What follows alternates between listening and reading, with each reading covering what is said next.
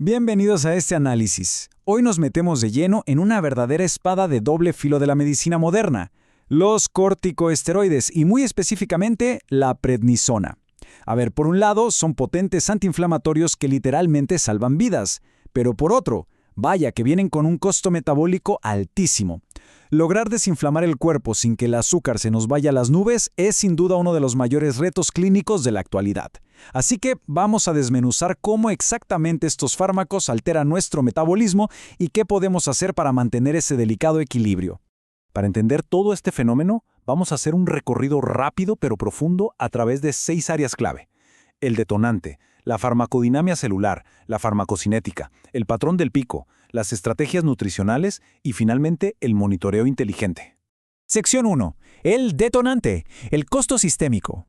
Bueno, cuando introducimos esteroides exógenos para apagar un incendio inflamatorio, digamos, por una enfermedad respiratoria como la EPOC o algún problema reumatológico, el equilibrio de nuestro metabolismo cambia por completo. En la clínica, a esto lo llamamos hiperglucemia inducida por glucocorticoides. Básicamente la terapia dispara el azúcar en la sangre porque crea una resistencia brutal a la insulina. Y para que dimensionemos el tamaño de este problema, la literatura médica nos indica que la aparición de diabetes nueva o hiperglucemias severas en pacientes hospitalizados puede llegar a un asombroso 50%, la mitad de los pacientes. Es un efecto secundario súper frecuente, pero que muchas veces pasa por debajo del radar. Pasamos a la sección 2, farmacodinamia celular, cegando a las células. Si acercamos la lupa a nivel microscópico para ver la farmacodinamia, o sea, lo que el medicamento le hace realmente al cuerpo, los datos de Pharmacy Reports nos revelan un mecanismo molecular fascinante. Los glucocorticoides no suben el azúcar por un solo lado, no. Lo que hacen es desmantelar de forma sistemática y simultánea las vías de señalización de la insulina en varios órganos. En pocas palabras, ciegan a las células ante la insulina y generan un auténtico caos de comunicación. Veamos esta cascada paso a paso porque es como una tormenta perfecta. Paso 1. En el hígado, los corticoides encienden las fábricas de azúcar, estimulando enzimas como la G6-peasa y la PPCK. Esto obliga al hígado a producir y liberar glucosa a lo loco, un proceso conocido como gluconeogénesis. Paso 2. En los músculos y la grasa, los fármacos bloquean las puertas de entrada, interfiriendo con el transportador GLUT4 y bajando el receptor IRS1. ¿Qué pasa entonces? Las células se vuelven impermeables, el azúcar simplemente no puede entrar. Y paso 3. Hay un efecto tóxico directo sobre las células beta del páncreas, que son las encargadas de producir insulina, así que su secreción disminuye.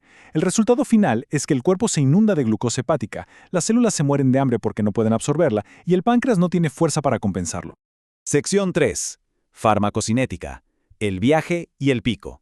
Ahora hablemos de lo que el cuerpo le hace al fármaco. Aquí es donde la absorción y el tiempo de vida del esteroide dictan qué tan grave será el golpe metabólico. Elegir un medicamento u otro cambia todo el escenario. Por un lado, tenemos los corticoides de acción intermedia como nuestra protagonista de hoy, la prednisona. Si la toman en la mañana, su pico máximo llega entre 4 y 8 horas después y el efecto va desapareciendo tras 12 a 16 horas. Pero por otro lado, si usamos uno de acción prolongada como la dexametasona, es un impacto continuo, manteniendo la acción elevada por más de 24 horas sin tregua. Entender esta dinámica de tiempos es vital para predecir cuándo se va a disparar el azúcar. Llegamos a la sección 4, el patrón del pico, sincronizando la dosis. Y es que este pico farmacocinético nos dibuja una trayectoria súper predecible. Miren cómo es el patrón clásico con la prednisona. Digamos que toman su dosis a las 8 de la mañana. El azúcar no sube de golpe ahí mismo. El verdadero repunte empieza después del almuerzo, por ahí de la 1 de la tarde. Y para las 7 de la noche, justo antes de cenar, ¡pum!, tenemos el pico máximo de glucosa. Pero fíjense en esto. En la madrugada, cuando el fármaco va perdiendo efecto, los niveles de azúcar caen. Así que para las 3 de la mañana, en pleno ayuno, la glucosa puede verse completamente normal. Y ojo con esto, porque es clave. Si a una persona con prednisona solo le medimos el azúcar en ayunas tempranito en la mañana, nos vamos a perder por completo toda la hiperglucemia de la tarde. Es una trampa clínica. Sección 5. Estrategias nutricionales, mitigando el aumento. Ya sabiendo a qué hora viene el golpe de azúcar, la pregunta es, ¿cómo nos defendemos en la mesa sin pasar hambre? La clave está en elegir bien qué comer para contrarrestar el impacto. Tenemos que evitar a toda costa los carbohidratos simples y los alimentos con alto índice glucémico porque le echan más leña al fuego justo cuando el cuerpo no puede procesar el azúcar. En cambio, hay que darle prioridad a los alimentos ricos en fibra y de baja carga glucémica. ¿Por qué? Porque hacen que la digestión sea más lenta y evitan esos picos bruscos después de comer. Y bueno, para los pacientes en el hospital que necesitan sonda, las guías son claras. Hay que cambiar las fórmulas estándar por fórmulas específicas para diabetes. Para esto, las pautas médicas son estrictas. El total de carbohidratos no debe pasar de los 3.5 gramos por kilo al día, y siempre apostando por almidones complejos no hidrolizados. Algo interesantísimo aquí es el papel del omega 3. Si logramos mejorar la proporción entre omega 6 y omega 3 consumiendo más de este último, le damos al cuerpo un escudo antiinflamatorio extra que increíblemente hasta ha demostrado reducir el tiempo de ventilación en pacientes críticos. Y claro, no podemos olvidarnos de las proteínas. Son fundamentales para frenar la pérdida de masa muscular que provocan directamente estos benditos esteroides. Por último, sección 6. Monitoreo inteligente y ajustes. Aquí es donde llevamos la teoría a la práctica para evitar complicaciones serias. El protocolo nos dicta que hay que empezar a revisar los niveles de azúcar tempranísimo, en las primeras 48 a 72 horas de iniciar el tratamiento. Y como decíamos hace rato, nada de confiarse solo con la prueba en ayunas. Las mediciones que realmente valen oro son las de después de comer y antes de cenar. La meta es mantener el azúcar entre 80 y 130 antes de las comidas. Ahora, si con la dieta no alcanza y necesitamos insulina, la ciencia nos da una estrategia brillante. Si damos una insulina de acción intermedia como la NPH en la mañana, su pico de máxima acción va a coincidir perfectamente con el pico de azúcar que genera la prednisona entre 4 y 8 horas después. Es pura sincronía.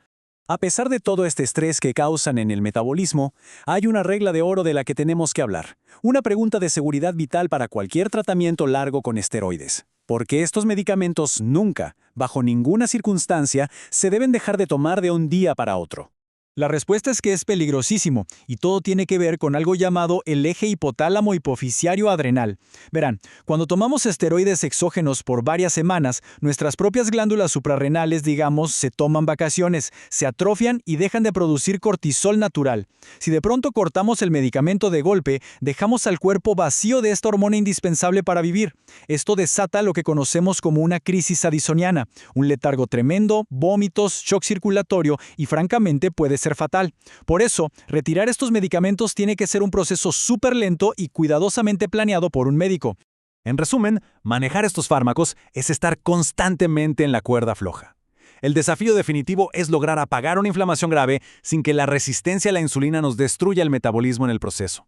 Entender esto salva vidas. Y si les parece valioso hacer que este conocimiento médico sea cada vez más accesible para todos, los invito a apoyar iniciativas increíbles como Pharma Academia. Son vitales.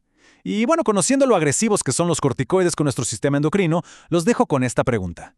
¿Llegará el día en que la ciencia logre diseñar antiinflamatorios así de potentes, pero que dejen nuestro metabolismo celular completamente intacto? Ahí se las dejo.